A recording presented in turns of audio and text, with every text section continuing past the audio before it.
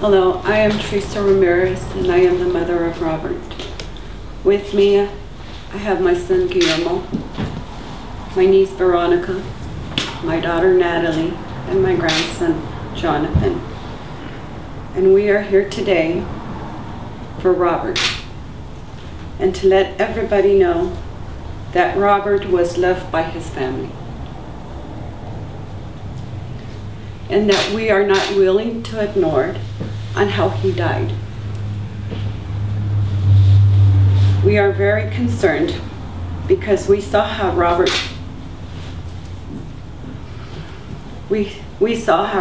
looked after he passed. We saw the bruises on his face and body, and we have questions on how that could happen. All of us know Robert had issues. He used drugs, and drugs were truly his demons. And because of them, he had gone to prison. However, he was loved by his family, and I know he loved us all back. He cared about his friends, and he loved being with his family. We have fond memories of his life, and we believe sincerely that with the help of God and his family, he would have beaten the drug problem.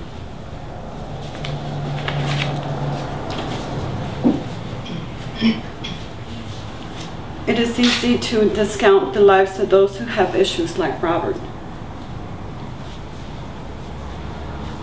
However, Robert's family will not be silent and diminish the life of our son by excusing inappropriate behavior that may have caused or led to his death. We feel an obligation to other families and to make sure the light is shed on how Robert's death, and to reveal the truth. We do not want other families to go through what we are going through. And hopefully we can contribute to make the Oxnard Police Department a better agency.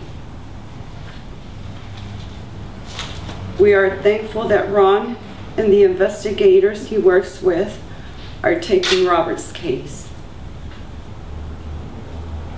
We are only looking for the truth of what happened on the night of Robert's death. At this point, we have no plans to do anything but to find the truth and share it with our community. We do know that an inappropriate behavior caused or contributed to Robert's death. We seek to hold those responsible through the courts. And I make a plea today only for justice and the truth. I would hope that those involved in Robert's death would have the courage to speak.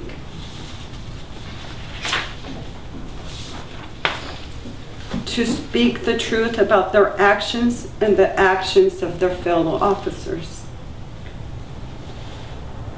I would hope that the Oxnard Police Department has the courage to seek and confront the truth.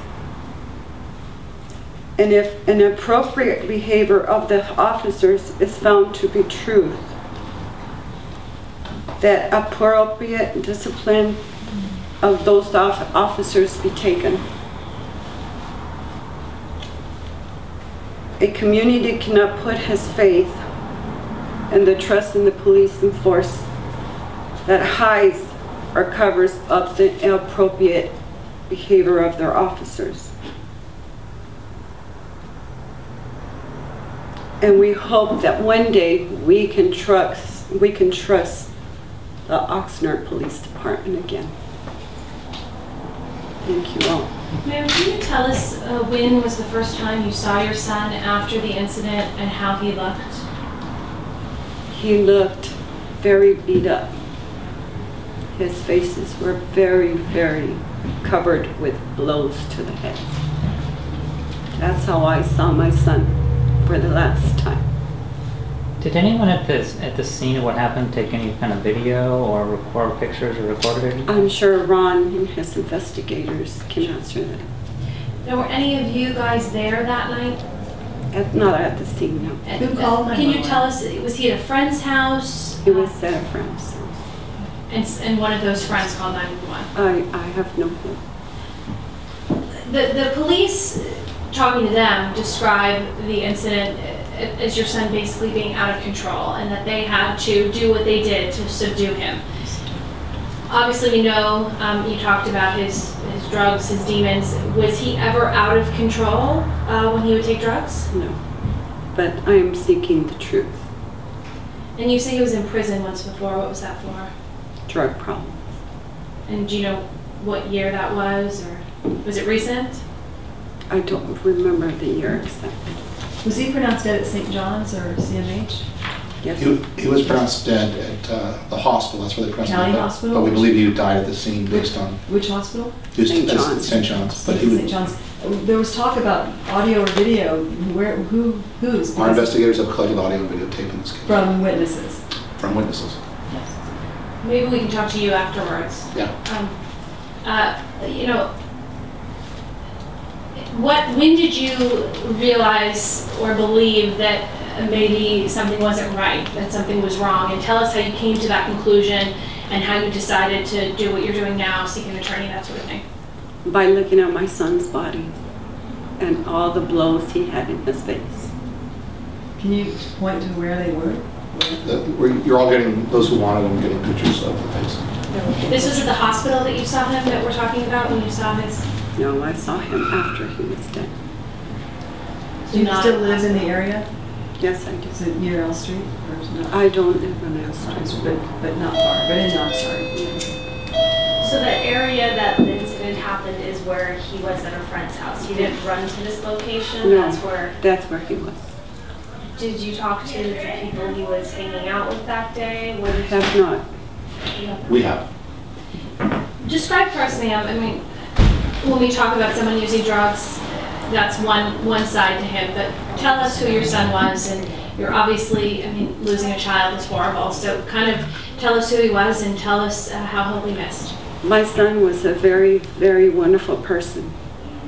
He would give his clothing to somebody who needed it. He did have a drug problem, but that does not make him evil. My son would give food to anybody who would ask. When he was younger, he would run in the house and cook for people he didn't know that asked for any kind of food. That's how my son was. He was a loving, caring person. How long did he struggle with his problem? Many years. Do you have children or anything? I'm sorry. Does he have children or anything? No, he does not. How will you decide whether to file a wrongful death lawsuit? If we find that something is inappropriate, then we'll decide what we will do.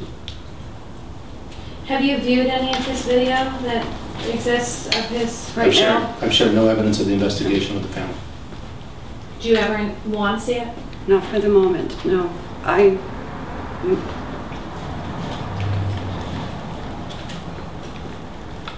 can't handle a lot of that. I think that's good for you, Teresa. When the family come with me. Thank you. Thank you. Thank you. Sit on that.